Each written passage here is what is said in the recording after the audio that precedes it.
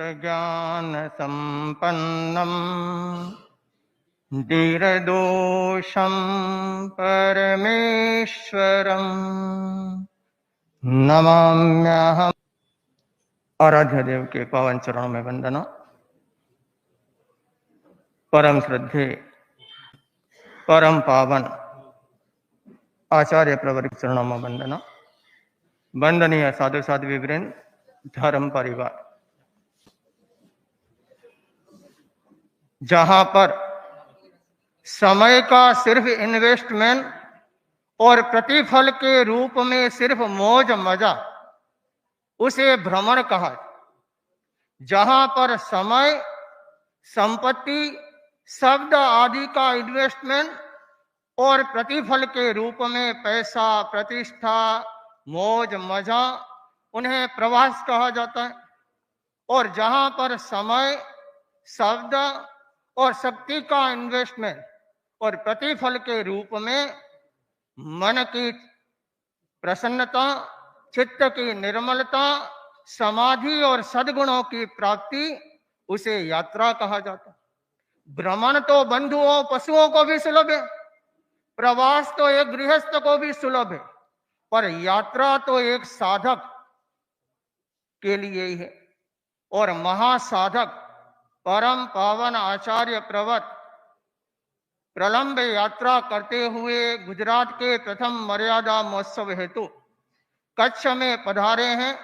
तो सबसे पहले मैं आपके बिहार की यात्रा की सुखसाता पूछता हूं। जैसे कच्छ भारत देश का सबसे बड़ा जिला, वैसे ही अध्यात्म के शिखर पुरुष के पावन चरणों में वंदना। भंते, मन में विचार उठा कि सागर किसके जैसा, मां का दूध किसके जैसा और गुरुदेव किसके जैसे। तुलना करते गए तालाब, समुद्र, नदी, पर आखिर इस बात पर आए कि समुद्र तो समुद्र जैसे। मां का दूध गाय, भैंस, बकरी, पर पौष्टिकता और पवित्रता की दृष्टि से मां का दूध ही। वैसे ही आपके बारे में जब चिंतन किया तो सामने आया कि गुरुदेव कल्प वृक्ष जैसे, कामधेनु जैसे, चिंतामणि जैसे। पर इन सब सोचने के बाद लगा है कि इन सब के साथ आपकी तुलना करना आपका अपमान है। क्योंकि कहा गया, काष्टम कल्पतरुश्चु मेरुरचलस् चिंतामणि प्रस्तर सूर्यस्तीव्रकर शशि क्षयकर क्षारोहि वारान्निधि कामो नष्ट तनुर्बलि दितिसुतो नित्यं पशु कामगो नैतांस्ते तुलयामि भो गणपते कस्योपमा दीयते, कस्योपमा दीयते। कल्प वृक्ष लकड़ी का है, सुमेरु पर्वत है, चिंतामणि पत्थर है, सूर्य तीव्र ताप वाला है, चंद्र क्षय कला वाला है, समुद्र खारा है, कामदेव का शरीर नहीं है, दानवी राजा बलि दैत्य है और कामधेनु पशु है। ये सब चिंतन बनने के बाद मन में आई कि राम की तुलना सिर्फ राम के साथ। एक बात ये, और दूसरी बात, इन सारों में पदार्थ देने की शक्ति है, पर आपके चरण में जो आ जाता है आप उन्हें परमात्मा पद तक पहुंचा देते। ये सारे इस लोक तक ही साथ चलने वाले, पर आपकी शिक्षा, आपके आशीर्वाद, आपकी कृपा परलोक में भी हमारे साथ चल सकती है। ये सारे सामग्री देकर हाथ ऊपर कर सकते हैं, पर आप समाधि और सद्गुण दिए बिना नहीं रहते। इसलिए कहा गया, कलियुगे हो प्रभु कलियुगे, कलियुगे दुल्लहो तुझा, दर्शन हो प्रभु दर्शन, दर्शन लयो आशा फलीज। इस कलियुग में दुर्लभ आपके दर्शन प्राप्त हो गए और समस्त हमारी आशा फल गई। ये शब्द उपाध्याय विनय विजय जी का है तो मैं भी अपने इन शब्दों का अपना भावना बनाने से कैसे वंचित रह सकता हूं? क्योंकि कहा गया कि कमल खिले और उसके अंदर प्रवेश करने का मन न हो, वे मच्छर तो हो सकता है पर भंवरा कभी भी नहीं हो सकता। बादल गरजे और अपना मुंह खोलने का मन न करे, वे कौवा तो हो सकता है, मयूर तो कभी नहीं हो सकता। बादल बरसे और अपना मुख आकाश उन्मुख करने का मन हो, वे चिड़िया तो हो सकती है पर चातक तो कभी नहीं हो सकता। वैसे ही अपना स्पर्श सूर्य का स्पर्श पाए और खिलने और खुलने का मन न हो, वे घास तो हो सकता है पर कमल तो कभी नहीं हो सकता। उसी न्याय से गुरुदेव परम करुणा सागर आपके दर्शन प्राप्त करने के बाद जिस व्यक्ति का मन आनंद से झूम न उठे, जिस व्यक्ति के शरीर के रोम रोम में रोमांच पैदा न हो, जिस व्यक्ति की वाणी गदगद न हो, जिस व्यक्ति का चित्त प्रसन्नता से सारोबार न हो, वे कोई धनवान हो सकता है, विद्वान हो सकता है पर आपका भक्त तो कभी नहीं हो सकता। एक बात ये और दूसरी बात कि कमल पंकज को देखने के बाद भंवरे के लिए उसमें प्रवेशने के अलावा और कुछ वह करता नहीं।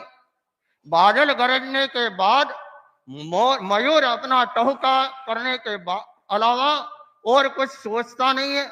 बादल बरसने के बाद चातक उसका पानी पीने के अलावा कुछ भी मन में विचारता ही नहीं है। वैसे ही सूर्य का स्पर्श पाने के बाद कमल खिलने के अलावा उनके लिए कुछ शेष नहीं रहा। वैसे ही गुरुदेव तरण तारण आपके दर्शन करने के बाद भक्त के मन में न कुछ और कोई बात रह सकती है, ना मन में और कोई विचार हो सकते हैं और ना कुछ और पाने की भावना रह सकती है। कृपा कर दर्शन दीधा भव की पीर मिटाई, तन मन हर्ष न छाई, सखीरी आज आनंद की घड़ी आई। जैसे मुनि श्री दिनेश कुमार स्वामी ने फरमाया कि गुरुदेव यहाँ पधारे, तो गुरुदेव ने दर्शन किए। लोग तो गुरुदेव के दर्शन करने के लिए जाते हैं, पर मैं कितना सौभाग्यशाली कि गुरुदेव स्वयं यहाँ पर पधारे और हमें दर्शनों का लाभ मिला, आज गुरु चरणों में पहुंचने का लाभ मिला।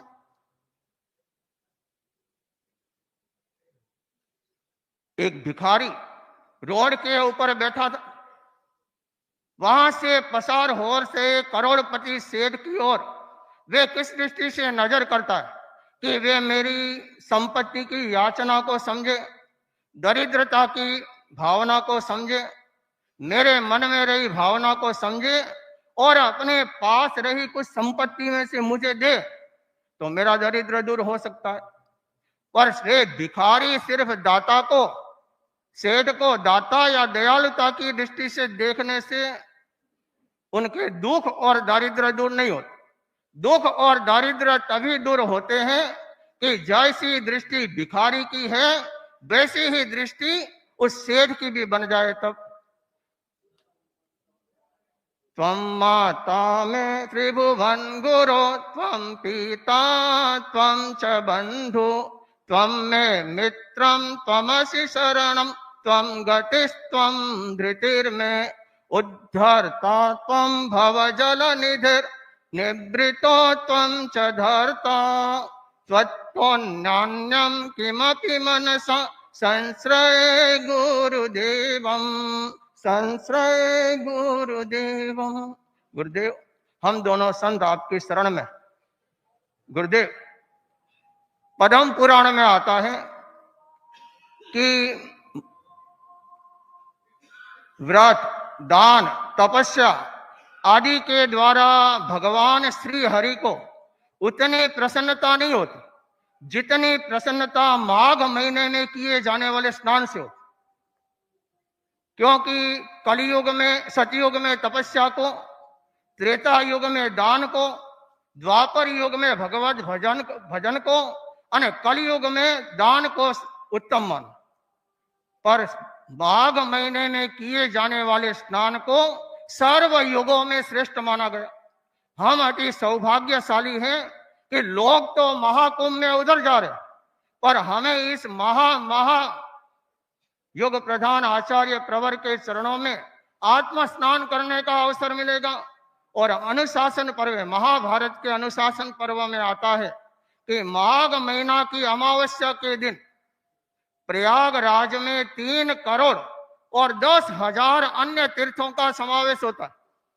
तो अमावस्या के दिन हम गुरु चरण में होंगे तो वहां तो कितने तीर्थों का समावेश होता नहीं होता भगवान जाने, केवली जाने, पर हम ये निश्चित मैं कह सकता हूं कि गुरु सन्निधि में, गुरु सानिध्य में, गुरु चरणों में हम आत्म स्नान के द्वारा हमारे अनंत अनंत कर्मों का क्षय अवश्य होने वाला है।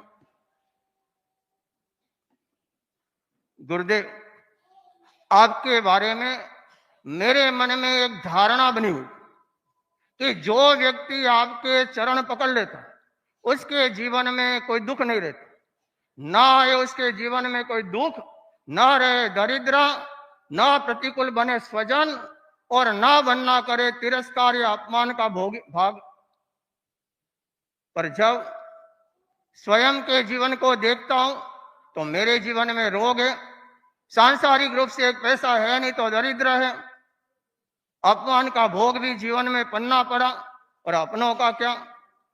पर गहराई से सोचा तब समझ में आया कि आपको मिलने वाले ये दुखनाशक आदि पद का क्या, आपको प्राप्त दुख भंजक आदि लेवल का क्या, आपको प्राप्त दुख निवारक आदि विशेषणों का क्या ये सारे पद, बातें, अलंकरण सच है? मेरा मन मानने को तैयार नहीं।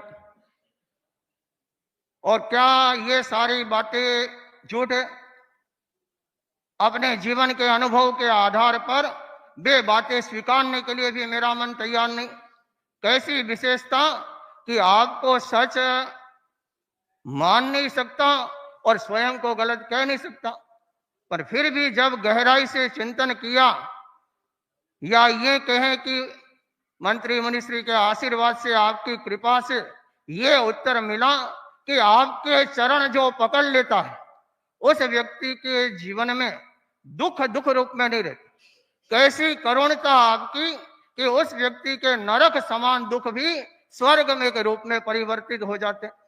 एक बात ये, और दूसरी बात, एक विद्यार्थी परीक्षा में पेपर लिख के आता है पर मार्क्स उसकी इच्छा अनुसार नहीं मिलते। एक व्यापारी बाजार में व्यापार के लिए पुरुषार्थ करता है पर कमाई उसकी अपेक्षा के अनुसार नहीं होती। एक व्यक्ति अच्छा कार्य करता है पर उसकी कदर इसकी इच्छा के अनुसार नहीं होती। ये सारे बात समझने के बाद, जानने के बाद, अनुभव के बाद ये निश्चित रूप से कह सकता हूं कि भगवान को की जाने वाली प्रार्थना उसका फल हमारी इच्छा के अनुसार नहीं पर हमारे हित के अनुसार मिलता है। जैसे एक माँ अपने बेटे को भोजन इसकी इच्छा के अनुसार नहीं पर उसके स्वास्थ्य के अनुसार करते। मारे तो प्रभु तू ही एक, तारे मुझ सरीखा अनेक। मारे तो प्रभु तू ही एक, तारे मुझ सरीखा अनेक। एक कीजो मुझ मेहरबानी, मुझ मुजरो ले जो स्वीकारी। एक कीजो मुझ मेहरबानी, मुझ मुजरो ले जो स्वीकारी। गुरुदेव, आपकी दृष्टि से इंगित के अनुसार भुज चतुर्मास करने का अवसर मिला। भुज क्षेत्र वैसे जन्म, कच्छ जन्मभूमि, पारिवारिक पैतृक भूमि। भुज क्षेत्र बहुत ही एक रचनात्मक, हमेशा धार्मिक क्रियाओं में अग्रणी। सुबह लगभग 4:30-5 बजे के आसपास भवन का गेट खुल जाता तो 12 बजे तक कोई न कोई व्यक्ति सामूहिक करता हुआ मिलेगा और शाम को प्रतिदिन वहां प्रतिक्रमण होता। सभा के अध्यक्ष पारीलाल भाई, मंत्री धनसुख भाई और पूरी टीम एकदम जिम्मेवारी के साथ, और युवक परिषद में महेश भाई, आदर्श, भाविक, जो आपके रास्ते की सेवा में लगभग एक महीना जितना समय अकेले अकेले बिजनेस में होने के बाद भी लगाने वाले महिला मंडल, हर कार्य में उत्साह के साथ भाग लेने वाली, और त्याग की दृष्टि से आप पधार रहे, तो महिला मंडल ने एक अभियान छेड़ा कि आपका स्वागत त्याग के द्वारा। तो अठम तप का 26, 27 और 28 सामूहिक अठम तप की भेंट गुरु चरणों में भेंट करने वाली। और बेटी तेरा पंथ की, तो यहाँ पर एक बेटियों का अच्छा संगठन है, और प्राय आपके चरणों में 2 साल से आते हैं सारी बेटियां, और वे भी अपनी त्याग तपस्या के द्वारा गुरु चरणों में भेंट हमेशा चढ़ाती है। और मर्यादा महोत्सव की दृष्टि से देखें,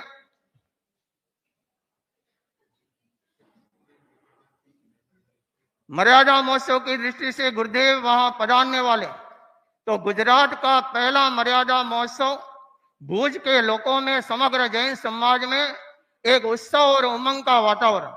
मैं एक बार गोचरी जा रहा था, तो वहां पर तेरापंथ धर्म संघ के श्रावकों द्वारा धर्म संघ की प्रभावना हेतु या अपने उत्साह और उमंग हेतु स्थान स्थान पर गुरुदेव के प्रवेश के मर्यादा महोत्सव के बैनर लगे हुए। मैं एक बार गोचरी जा रहा था, संभवतः एक मुसलमान भाई और एक 2 भाई जा रहे, उसने मुझे देखकर कहा कि इनको जानते हो कि ये पट्टी वाले महाराज जा रहे हैं, उनके गुरु आने वाले।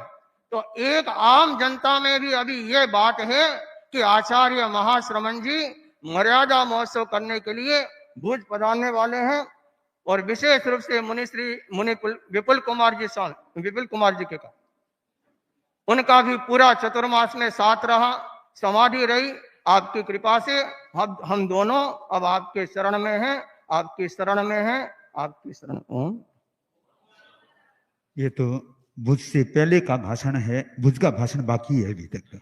अब निवेदन परम पूज्य गुरुदेव मुनि अनंत कुमार जी, साथ में मुनि विपुल कुमार, यो चतुर्मास पहली बार मतलब करके आए हैं, और अच्छा खूब अपना विकास भी होता रहे, जितना दूसरों के उत्थान के लिए प्रयास हो सके वे भी चलता रहे।